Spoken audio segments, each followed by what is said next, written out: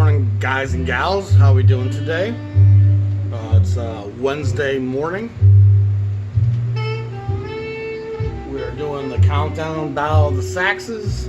All the brothers who played the reeded horns, baritone, alto, tenor, soprano, bass, straight sax, you in the mix. A lot of these guys also play flute and clarinet, which is why we kind of lumped them all together. And it's been very enlightening seeing how different the experience of the white sax players was versus the black players. The backgrounds they come from and the places they ended up after jazz. It's just two separate worlds, two separate paths. Like, it's the only time they really intermingle is in after-hours jam sessions. You know, once in a while, a really big name like Goodman will bring a couple brothers into the group, but there was always a price to pay for that. Thank God guys like Goodman and Norman Granz fought through it. Armstrong, you know, always try to integrate his groups, but there was always such a steep price. And I don't think the musicians were the ones who ever lobbied against interracial playing. I don't think even the record studios, and probably not even the labels. And if the labels did have an issue, it was an economic concern, you know, because again, records were so targeted to certain audiences at that point. You weren't making records for black and white both, generally speaking, you know. And Columbia starts to do that in 58, 59, recognizing the black record buyer and making records that blacks would buy, targeting black and white young jazz audiences.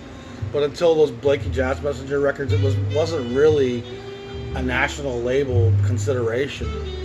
Thinking of black interests, Nat Cole was the black America was going to get. Number 30, Charlie Rouse. Rouse is a great player, one of my favorites. He's got this wonderful light tone. It seems to float on clouds at times. He does a bossa nova record on Blue Note that he's just perfect for. Yet he's also capable of some serious blowing. The guy can really throw it down.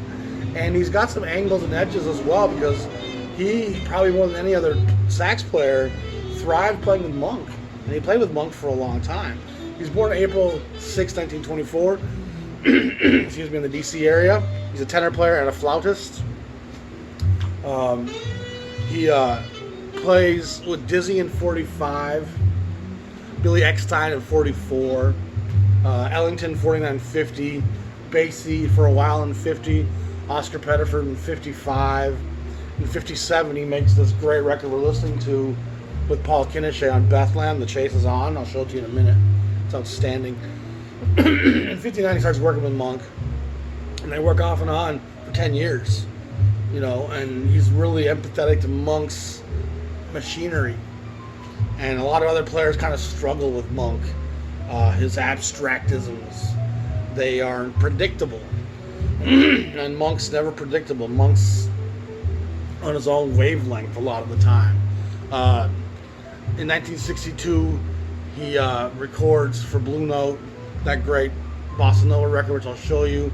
There's no LPs of him as a leader now until 73 because of that working with Monk and his other obligations. But he does play with Dave Bailey, Clifford Brown, Donald Byrd, Sonny Clark, excuse me, Dexter Gordon, Joe Gordon, Hank Jones, Mal Waldron, Arthur Taylor, Duke Jordan.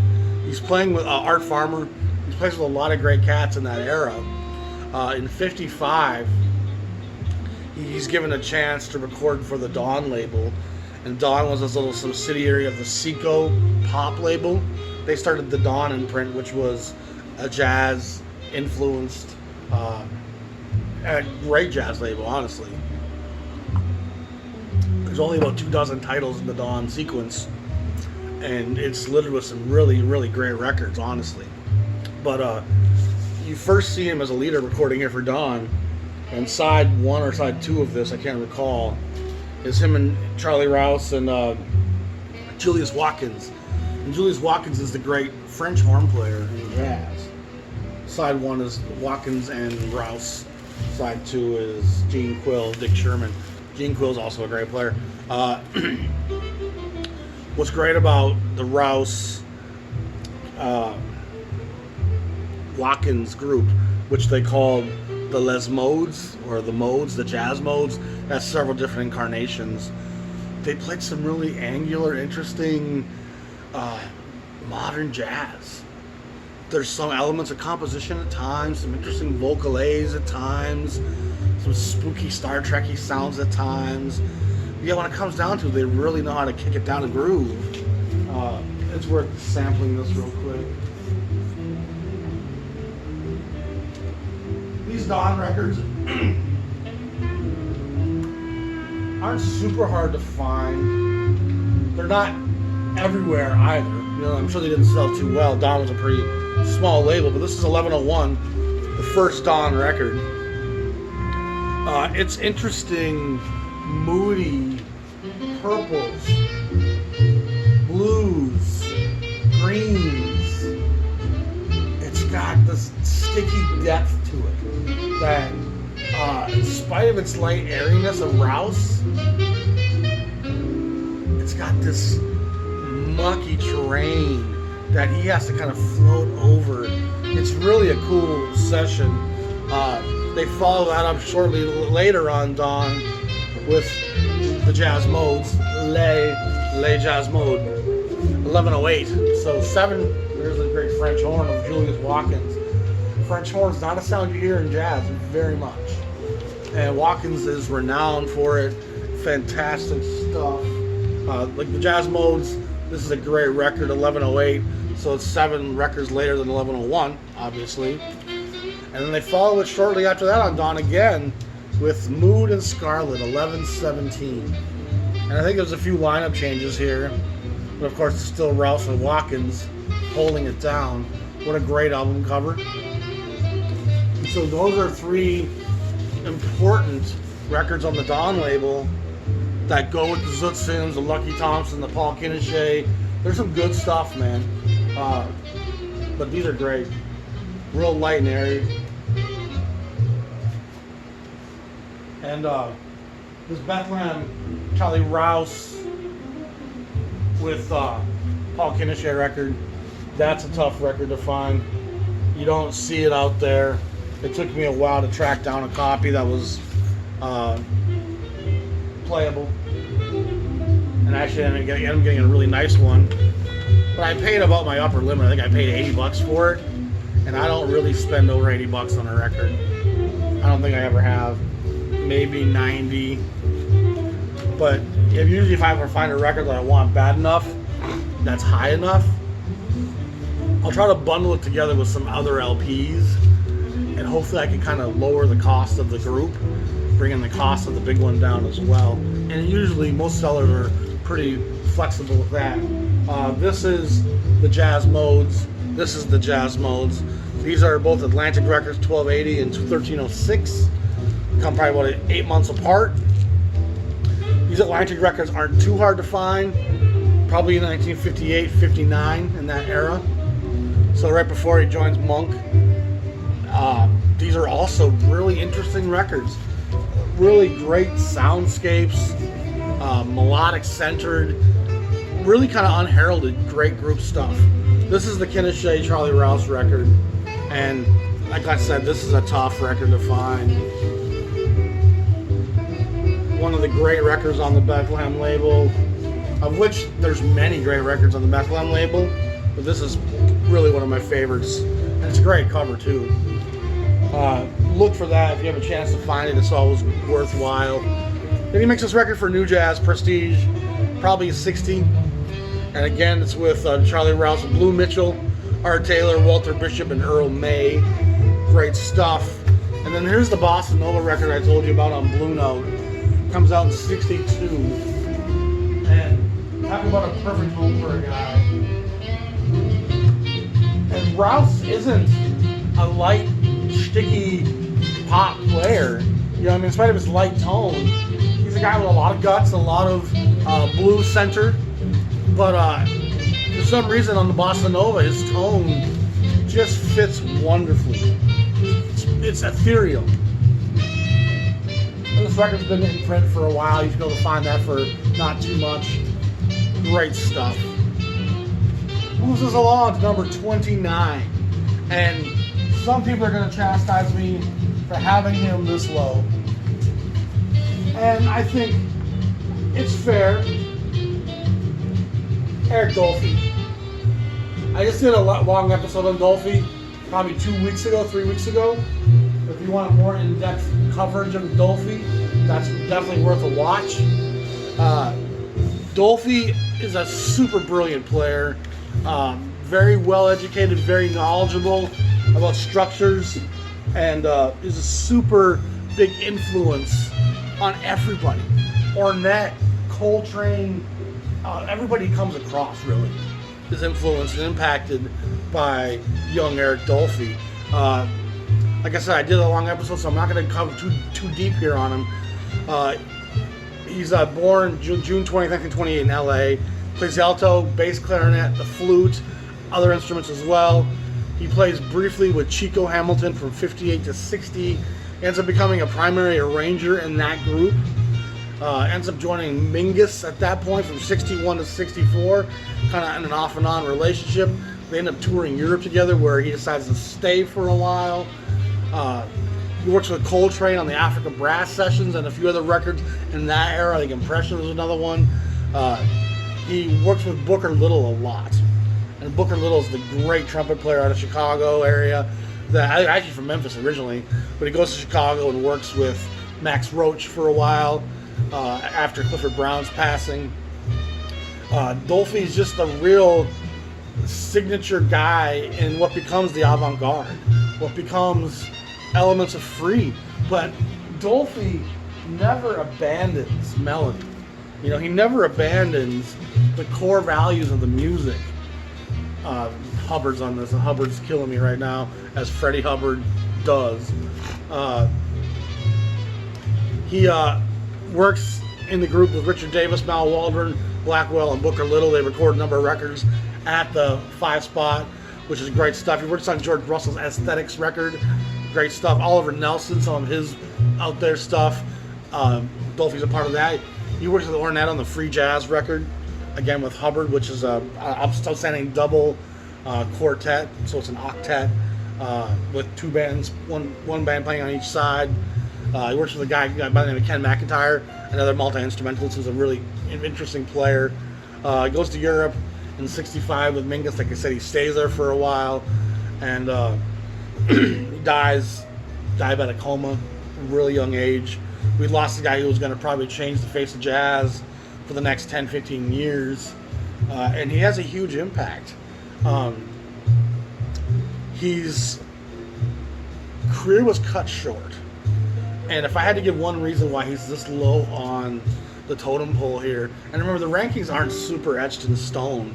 It's just loose groupings. I put guys together in groups of 10 to kind of split up the eras and the decades. And I feel like his top 40 are all giants in a real strong sense of the word. They all have really important parts to play. And what holds Dolphy down some is his limited discography. He only makes a couple records under his own steam. And then most of what else came out is live stuff. And jazz, fortunately, in the live form is fantastic out there, and Outward Bound. I get the titles confused. That famous artist does these covers, whose name I can't think of right now, but I'm sure it's on the back.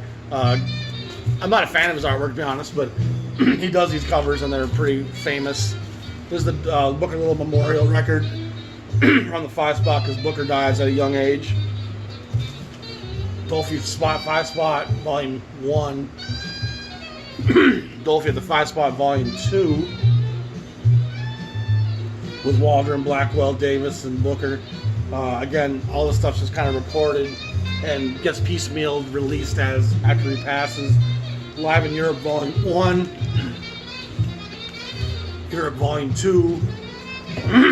Live in Europe, Volume 3. Far Cry. A legendary Blue Note record. One of the most out records in the Blue Note discography is Out to Lunch. It's a tour de force in sound experimentation, always returning to groove and coming back to space and melody, but there's some pretty out passages at times. Hubbard, Hutcherson, Davis, and Tony Williams on this. It's a landmark record. It's not going to be for everyone, you know. And so the avant-garde guys, it has to be remembered. These are kind of extreme beers. If you remember my beer reference, this is stuff that's going to be on the edge of some people's palate, and some people will grow into the avant-garde. Others will never, and it's okay. It's okay to not want to hear the outsides of the music too frequently. But again, it's a stone cold killer if you like a little bit more experimental jazz. Some more Blue Note stuff comes out to repasses, alternate takes, conversations. There's another record in this era with Iron Man from the same era, with the same group with Eddie Kahn, Prince Lasha, Woody Shaw, Sonny Simmons, Hutcherson, Clifford Jordan. Some great players. And then this is Dolphy, the Copenhagen concert, which is from his time in Europe as well on Prestige. So, like I said, he's a giant. He deserves all the credit in the world. He's probably the most influential guy in the avant-garde in some respects. And what's the only thing that's really holding him down is the fact, like that I said, his discography is rather limited. And wish we would have gotten more chance to hear Dolphy's works in the studio, picking the musicians and leading sessions. It'd be interesting to have heard where he would have gone. Number 28 is Ornette Coleman. And Ornette Coleman is a giant, like Dolphy, a leader of the free movement, the avant-garde, even though he hated the term free. Ornette Coleman openly said that this music has a lot of composition to it. It wasn't nearly as free as people imagined. And those are his words. He loves dissonance.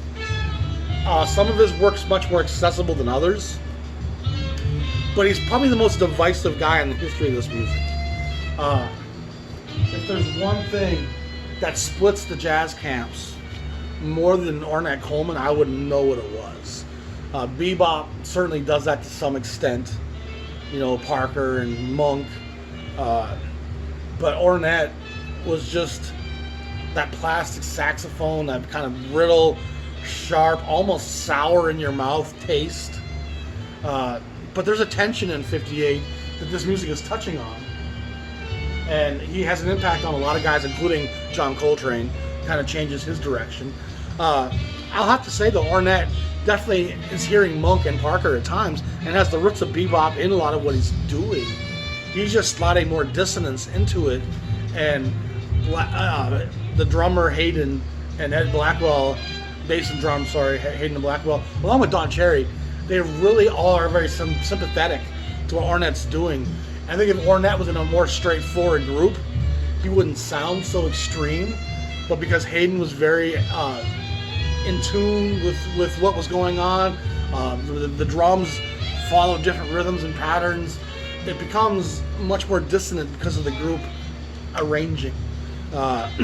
This is a landmark recording and a very important record in the history of jazz.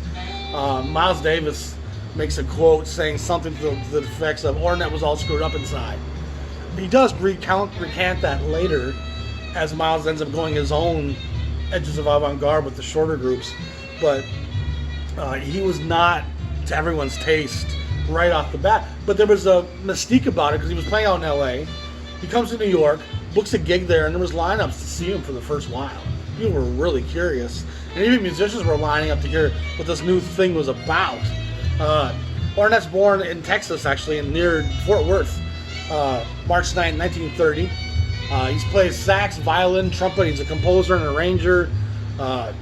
He plays Texas R&B early on, ends up going to LA, works with Contemporary Records in 1958, where he has a couple pretty cool records on Contemporary, which I should probably just show you now.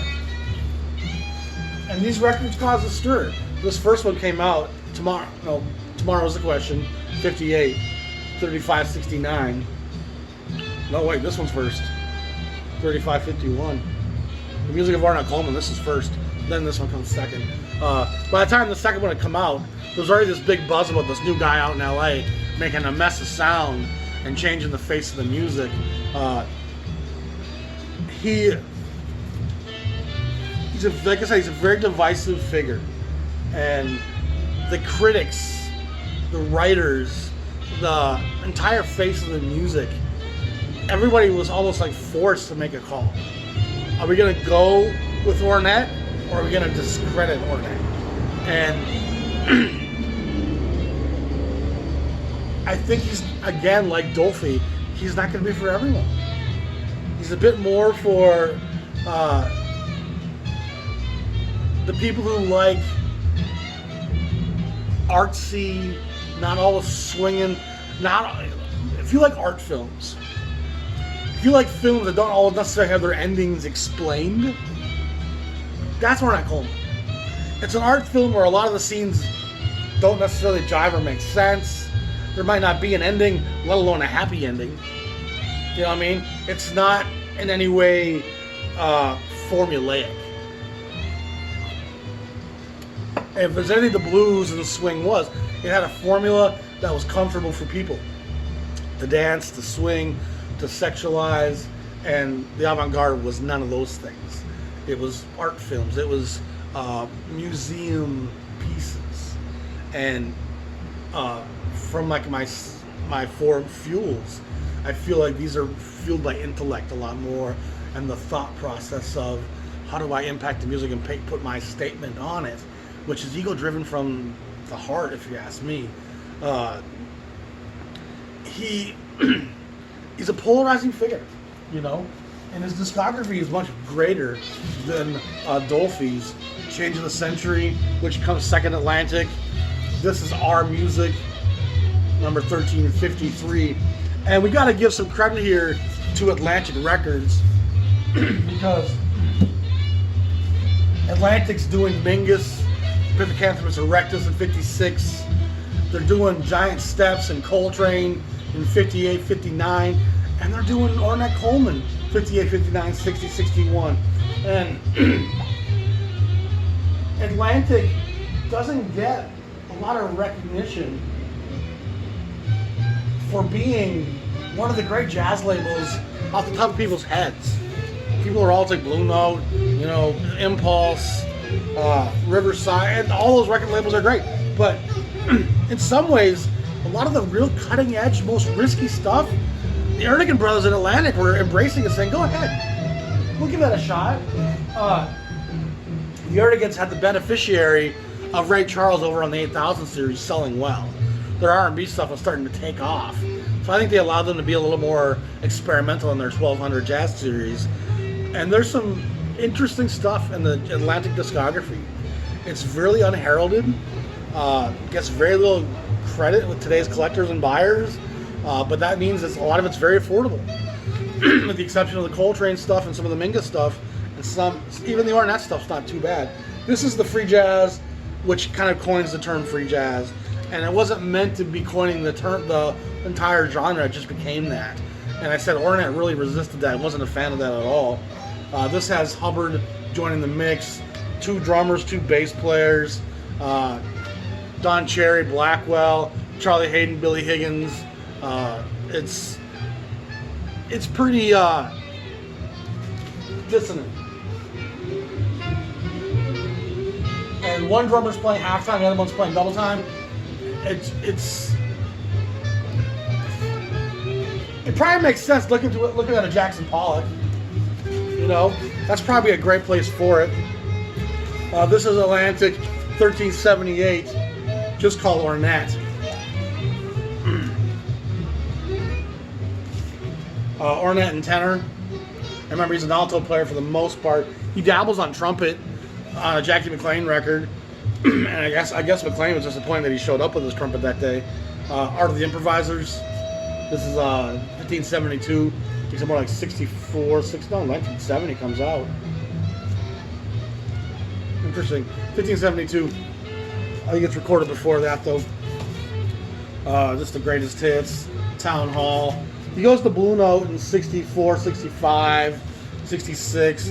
He does these two Ornette Stockholm at the Golden Circle Records. These are pretty hard to find on the Blue Note label. Worth looking for. Empty Foxhole. There's a few more that come out on Blue Note eventually. Love Call. New York is Calling is in this era. Then there's Crisis. Chappaqua Suite on Columbia. That's just a later session right there. Crisis is an interesting record with Cherry Hayden, Ornette Coleman's son, I think it is, and then Ornette D. Coleman and Dewey Redman. This is actually a pretty cool record. A kind of underappreciated chapter of Ornette Coleman's career. So again, it's not swing, it's not easy, it's not super accessible. It's got edges and dissonance and flights of fancy and darts of poison, but it's impactful and it helps change and shape where jazz was going to go. And he's an important part of the jazz history. He's just not going to be for everyone. That's the most important thing to recognize. Number 27, climbing the list. One of my favorite tenor players of all time is the great Johnny Griffin.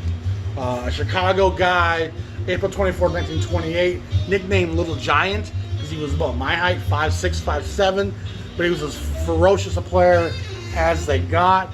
He's a product of DuSable High School in Chicago, which I've mentioned endlessly. It was a black high school on the south side with a guy teacher by the name of Walter Diet, who literally is profound impact on the kids of Chicago, pushes a lot of the great jazz musicians of Chicago out of his school music program. A giant, and really kind of unheralded to a large degree. At the age of 15, he's playing with T-Bone Walker around Chicago. He joins Lionel Hampton. On this list of 100, I bet you Lionel Hampton is on over half of these guys. That's insane. He joins Hampton 45, 46, and 47. He kind of forms his own group. Excuse me. He ends up playing with Ornette Cobb again, who he played with back in Lionel Hampton's group. In 51, he joins the Army for a couple years, comes back to Chicago, and he starts to ascend the pile and becomes known as one of the great tenors in Chicago. Monk is a fan of his, tries to get Keep News and Growler at Riverside to sign him, and before they can, Blue Note has swapped him up. And his early stuff is pretty outstanding right off the bat. He does this session on Argo, probably 1957, maybe 56 even, in Chicago while he's still there, with Buddy Smith, Wilbur Ware, and Junior Mance. And this is a tough record to find on Argo, real early. Then he goes to Blue Note, introducing Johnny Griffin, 1533, probably 1957. This fantastic record we're listening to, 15 and 59, Volume 2. Great cover, great musicians on this. Is this the one with Coltrane on it? Griffin, Mobley, Coltrane, Kelly Chambers, Blakey, Lee Morgan on the trumpet. It's a beast of a session. The Congregation, 1580. And then this session comes out on Riverside, and it's originally issued with a different cover with Chicago and attributed to Wilbur Ware, probably 1958. And then they launched the Jazzland sequence in '60, and they repackaged some stuff with different guys as leaders, and they gave Johnny Griffin and Wilbur Ware kind of lead billing on this one now. But it's just that same record with an alternate cover as the Wilbur Ware one. Then he goes to Riverside. He works with Monk for a while. 57. He works with Blakey in 57 with the Jazz Messengers. He's only in the group for about a year. Goes to Monk, plays with Monk for a couple years, joins Monk's band, replacing Coltrane in 58. He was very debonair, very well dressed, very swanky, and he loved cutting contests. You know, he battled with guys like Hank Mobley a lot, Gene Ammons a lot, Ornette Cobb. He's one of the great cutters of that era. Fancy dress, just to the nines. You know, carried himself with a lot of class. He ends up going to Europe, stays there for a while, works with the Kenny Clark, Francie Boland big band in Europe, and he's over there for a long time, records a lot of stuff with them, and that's a great European jazz tradition. His stuff at Riverside is fantastic. This is probably 1959, 60, 61. Donald Byrd, Pepper Adams, Kenny Drew, Wilbur Ware, Philly Joe Jones. Johnny Griffin Sextet. 274, Johnny Griffin, Kenny Drew. Outstanding record, great cover. The Little Giant, Johnny Griffin Sextet. Blue Mitchell, Wynton Kelly, Julian Priester, an edgy trombone player who gets edgier as he moves into his career. He's fairly in the center at this point. The Big Soul Band, Johnny Griffin Orchestra. Big band stuff, some huge lineups here. Fun record on Riverside, number 331. He stays with Riverside a long time. 338, Studio Jazz Party, great record. I love all these records, honestly. Change of Pace, Johnny Griffin, 368, great stuff. White Gardenia, Johnny Griffin's with Strings and Brass, a tribute to Billie Holiday, 387. That's an awesome session right there. The Carrie Dancers, another swinging folk, Johnny Griffin Quartet. Johnny Griffin Grab This with Paul Bryant on the organ, the great West Coast organ player who plays a lot with Curtis Amy. Paul Bryant's on this, 437. This one was my toughest one to find. Do Nothing Till You Hear From Me, the great Ellington song with Buddy Montgomery, Wes's brother. This took me a long time to find for some reason, unbeknownst to me. Johnny Griffin Big Soul Band. And this is with trombone player Matthew Gee on Atlantic, probably 1964, 65. Now, to be clear, during this whole time, while at Riverside, he's also making records with Lockjaw Davis. These great two-tenor battle records that are outstanding. And I'll show you those when we get to Lockjaw Davis, because most of them are under his contract with Prestige, but some of them come at Riverside as well.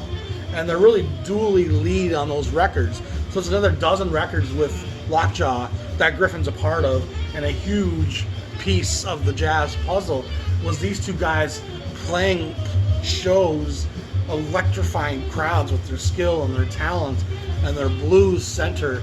And Griffin's ferocity, fiery, driven, well-dressed, lightning fast fingers, contrasting Lockjaw's smoothness, laid back, it's all gonna be okayness. You know, wonderful duality there between Griffin and Lockjaw.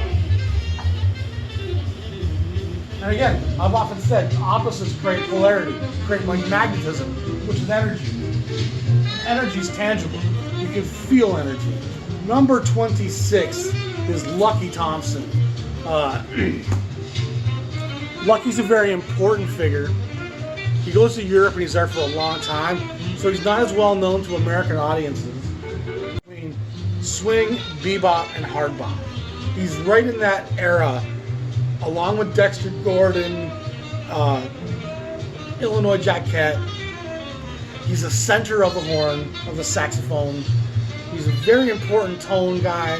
He's playing with all the greats in the 40s and 50s before he goes to Europe for quite a long time. He was born June 16, 1924 in Columbia, South Carolina. They moved to Detroit when he's a kid. He's raising his siblings after his mom passes. He had a single mom, and she dies, so at a young age, young Lucky Thompson is raising his brothers and sisters. That's going to create some soul in a brother, you know. He plays with Lionel Hampton, plays with Don Redman, Billy Eckstein. He plays with Eckstein. He's playing with Diz and Bird, which shows you his pedigree right there. He plays with Lucky Millinder. He ends up joining Count Basie for a while. Like I said, he connects the swing era to the bebop era, and he never just conforms and plays like Parker, though. He kind of bridges that gap. He plays with Coleman Hawkins. He plays with Don Bias. And Bias and Hawkins are very much the lineage that gets us to Lucky Thompson. Lucky Thompson, he plays with Parker on some of the dial sessions. in 47.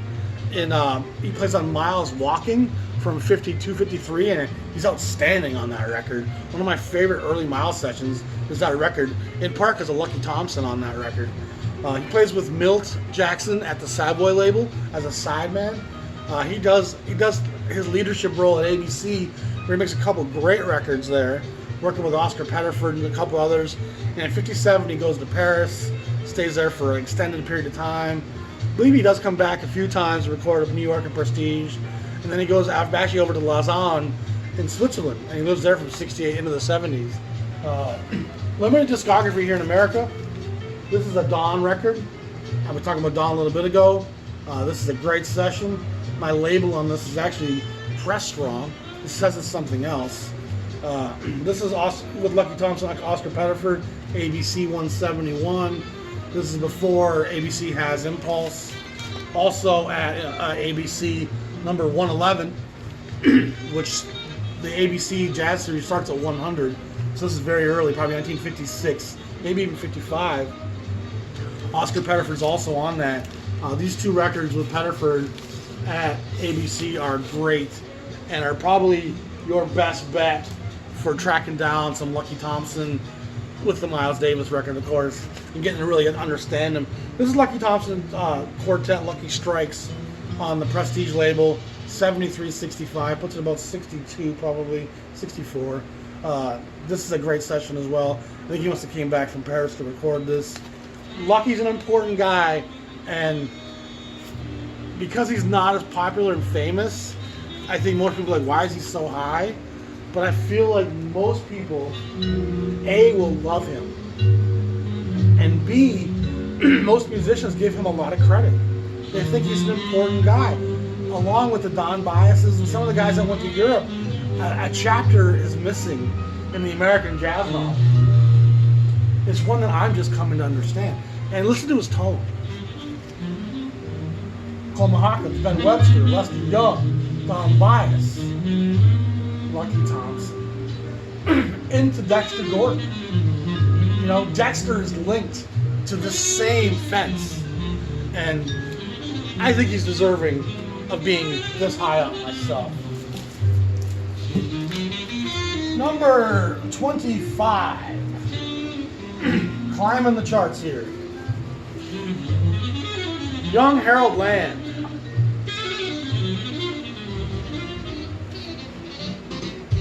And I actually am a big fan of Harold Land. He's kind of unknown to a lot of collectors, but he plays with the Clifford Brown, Max Roach Quintet, 54, 55, when they're making their landmark recordings. And the best drummer in the world to play fast is Max Roach. Max can fly.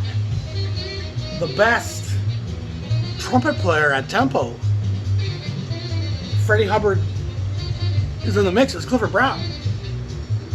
And so, skill-wise, if you're going to play saxophone with Max Roach on drums and Clifford Brown on trumpet, you got to be somebody. And he actually gets the job because of the drug problems of a young Frank Morgan, who was up-and-coming alto player, who was initially supposed to be the guy, but he couldn't keep his veins clean. And we'll get into Frank Morgan in a minute. But it's sad the trajectory some of these guys are forced into taking. Harold Land was born December 18, 1928 in Houston.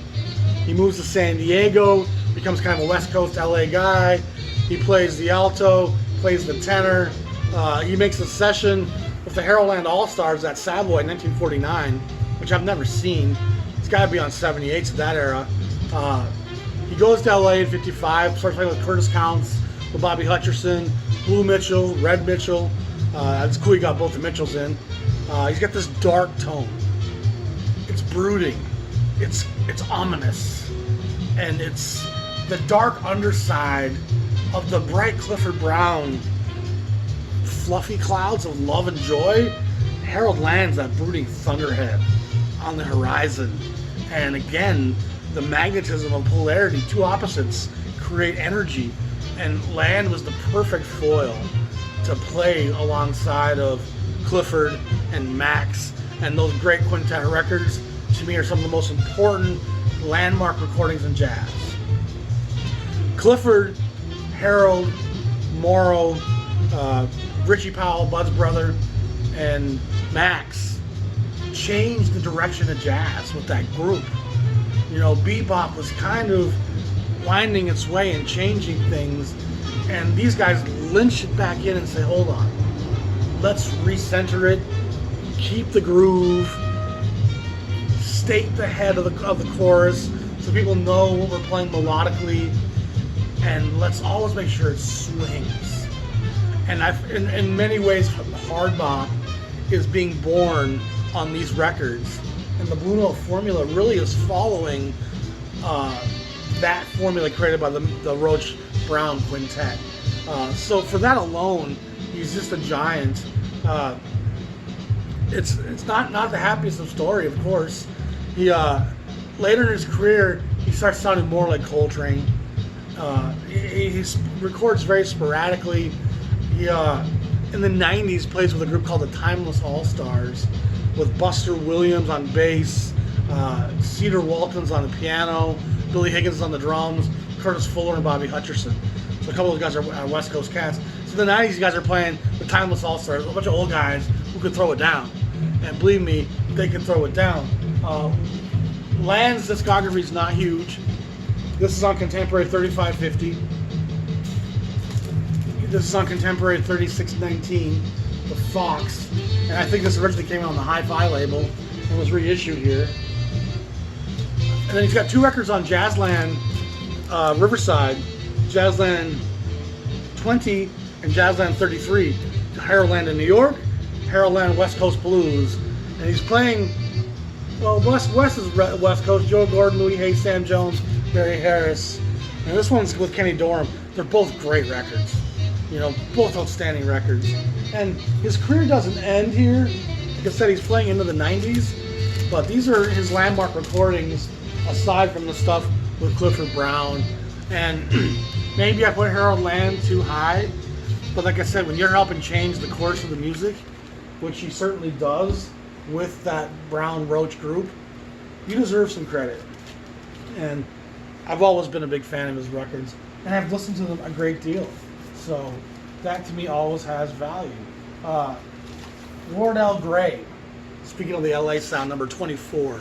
A swing guy that leads into the bebop sound. He's playing on the West Coast. He's battling with Dexter Gordon. He's got drug problems.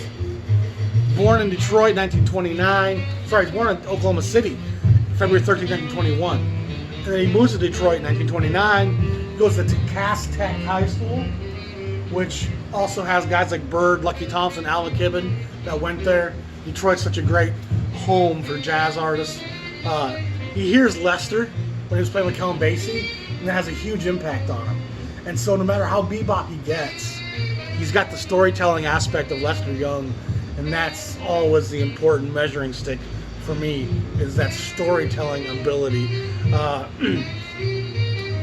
He plays around Michigan in kind of rhythm and blues jazz groups. Ends up joining Earl Hines in 43. Plays with Hines for a couple years. In 46 he goes to LA. He starts playing with Benny Carter, Billy Eckstein. He starts jamming on Central Avenue. And this is LA after the war. There's a lot of money in LA from all the post-war contracts and the incredible money that was dumped into infrastructure during the war, from the New Deal and all the stuff that happens in the war with taxes.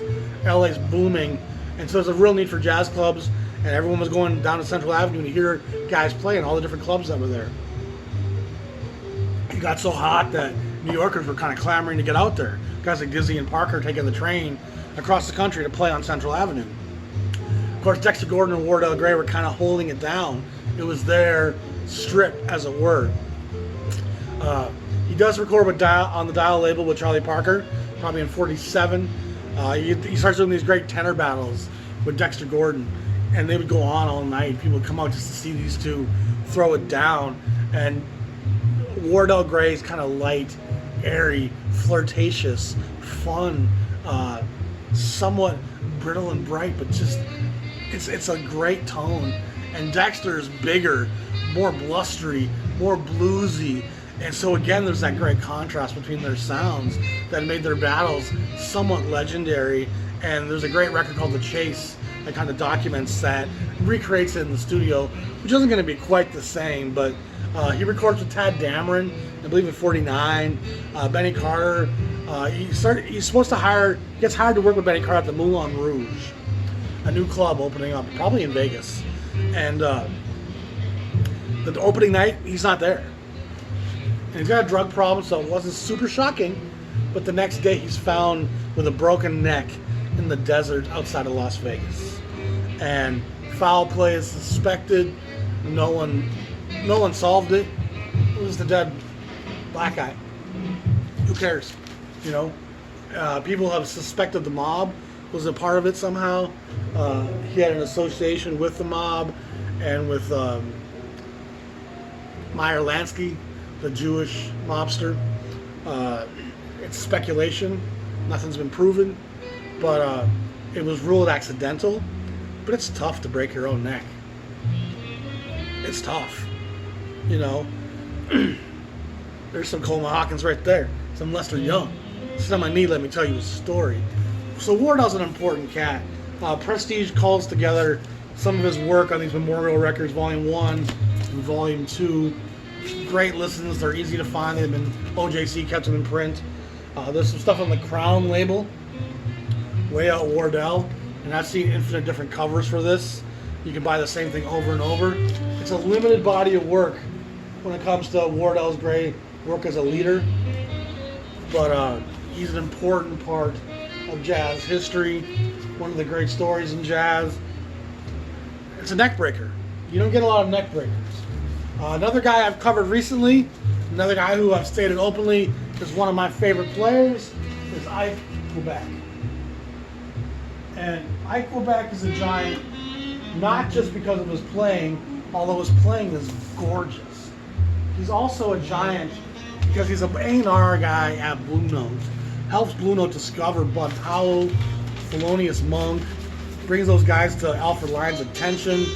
He's a great sight reader, so he does a lot of the arrangements for early Blue Note recordings are Ike Quebec.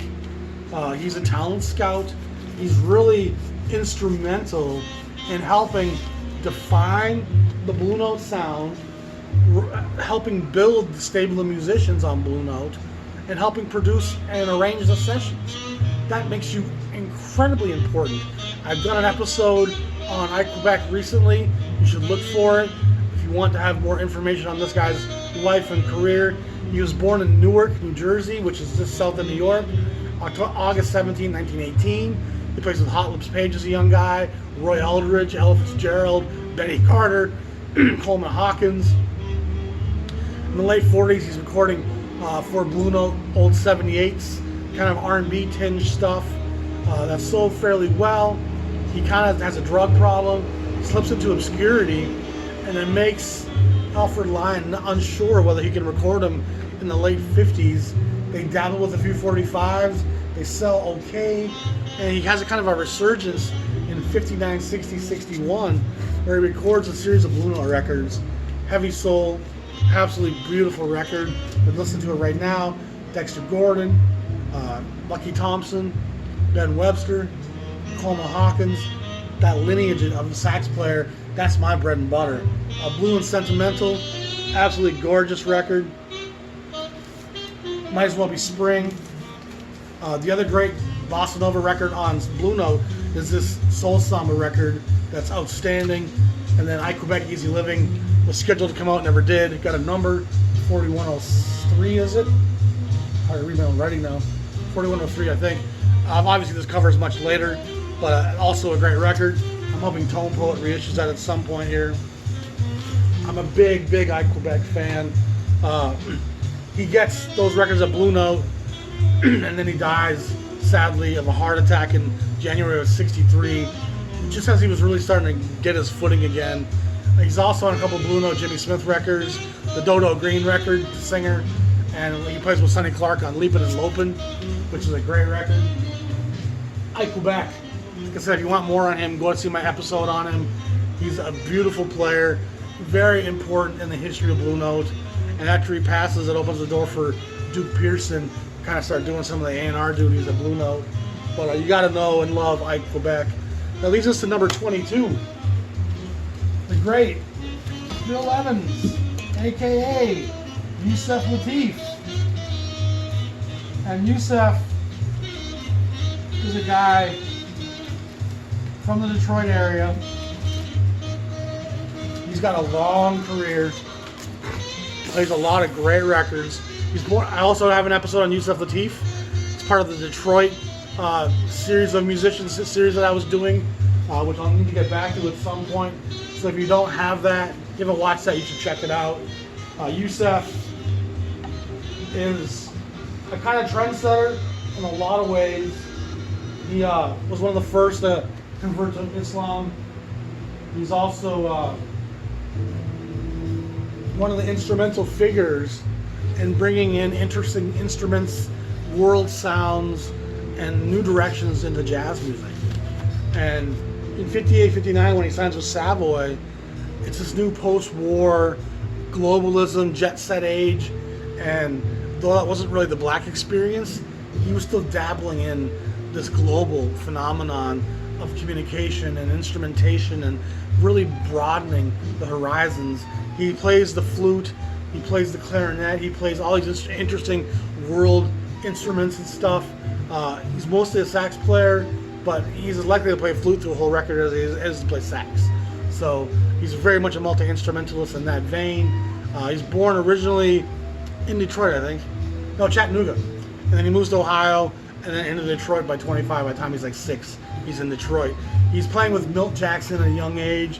The Donald Byrd, Tommy Flanagan, Elvin Jones, Thad Jones, Hank Jones, Paul Chambers, all those great Detroit guys. He's kind of part of that scene in Detroit. In 49, he joins Dizzy Gillespie, converts to Islam in 1950, and he really works his way through to the point where he gets his own recording contract at Savoy in 57. He makes a series of great records there that kind of tells you about some of his world influences. The Jazz for the Thinker, 12109. These all come about kind of after the first 100 Savoys, 12,117. That's a great record. Prayer to the East, what a great cover. Yusef Lateef and the Sounds of Nature, 12120. He has one more record here, Fabric of Jazz, which I've never gotten yet. I never could find it for an affordable price. Now he moves to the Prestige label, and he makes some of the most important modern jazz in this era, which is partly why they put him a lot on the New Jazz sequence. And a lot of his records come out on both Prestige and New Jazz. This is 8261, The Sounds of Yusef.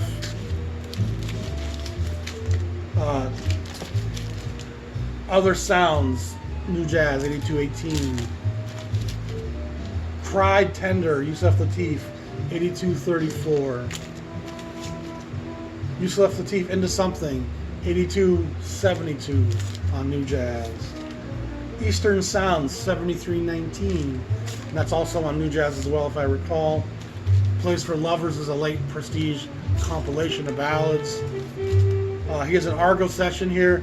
That's probably from 57, actually, at Cranbrook, which was a prestigious school that he's playing at a pretty young age. He makes a couple sides for Riverside in probably 1961. The Centaur and the Phoenix, and the Three Faces of Yusef Lateef. He actually plays oboe on some of those tracks, which is a fairly unheard of instrument in jazz for the most part. He moves to Impulse, and he continues making very impressive records at the Impulse label. Title after title of really kind of groundbreaking without ever being too far out. Plays with great cats, always has quality musicians around him, highly respected in the business. And then he moves to Atlantic and he makes some great records in Atlantic in the late 60s. And the Atlantic records and the Impulse records aren't too hard to find and aren't too expensive, and they're definitely worth digging into. Yusef Lateef. Again, if you want to hear more about him, check out my episode on him. And that leads us to number 21. And that's the great Sonny Criss. And I am again going to split this between two artists, number 21. As I was doing my list, I realized there was a player that I had tried to buy his record a few times, and I was never able to track it down for a price I was willing to pay. And I mentioned a little bit ago Frank Morgan, and we're going to talk about Frank Morgan a little bit on this episode on number 21 here as well. Sonny Criss, born on 23 October 1927 in the Memphis area. He moves to LA at the age of 15, where he's playing with Howard McGee when Charlie Parker was with him. He's playing with Johnny Otis, Billy Eckstein.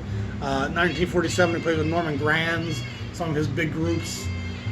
In 56, he signs with the Imperial label out of the West Coast. And his 3 records on Imperial, Jazz USA, Sonny Criss plays Cole Porter, and Sonny Criss Go-Man. These 3 records are absolutely wonderful. Bebop meets West Coast melodic cool. And he's not cool in the sense of Chico Hamilton cool. It's just, he's very melodic. He's very centered. And I love Sonny Criss's Imperial records. Those 3 records are all impossible to find. And they have been reissued by the Japanese, thankfully. I think all 3 of mine are Japanese. This comes out in 59 on the Peacock label. And this is a great record as well. I think Wynton Kelly's on this. Bob Cranshaw. Ola Hanson's on this. My last Throat Grabbers, I featured a track from this. Just outstanding record. And Sonny Criss was a fairly big impact on a lot of guys, you know, and he's definitely influenced by the Lester Youngs, the Ben Websters, and he's one of the giants of the alto and the tenor, and he doesn't get much credit, but musicians love Sonny Criss. And he goes to he disappears. I think he actually had a drug sentence for a while. He comes back to Prestige in 65, 66, and he makes a series of great records for the Prestige label. Late in the 60s that are hard swinging, that same great tone.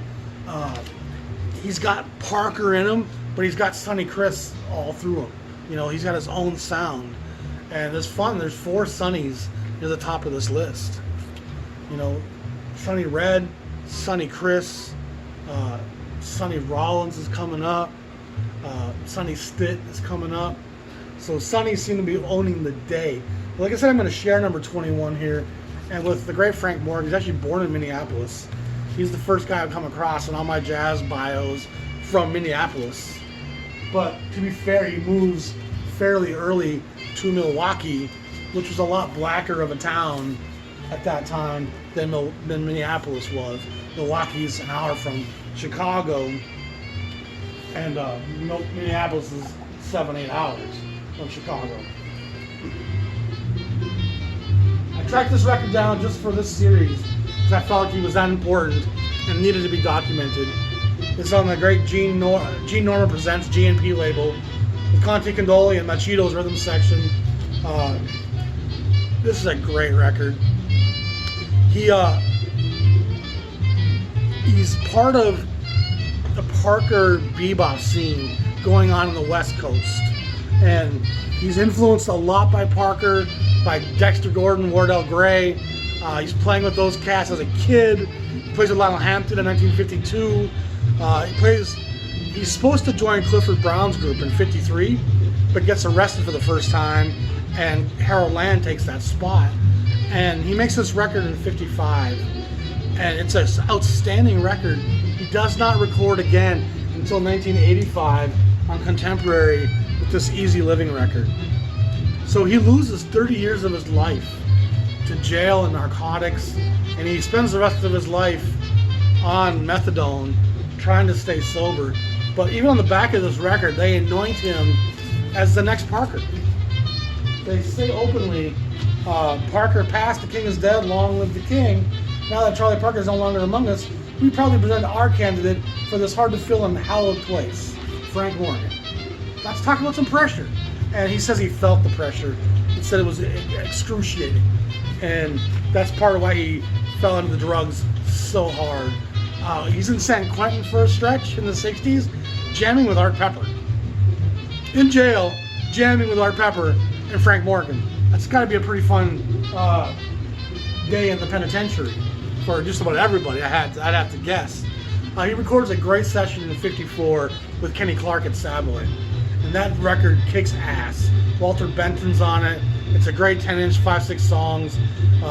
Just real, you get ideas of where this young Frank Morgan kid was going to go. And he makes this record. He's on a few other things, but then, like I said, drugs take over and he just disappears. And the sound, it's there. The blues is there. All the elements you're looking for are right there with Frank Morgan. That the drugs took his career from him, and he took it from us.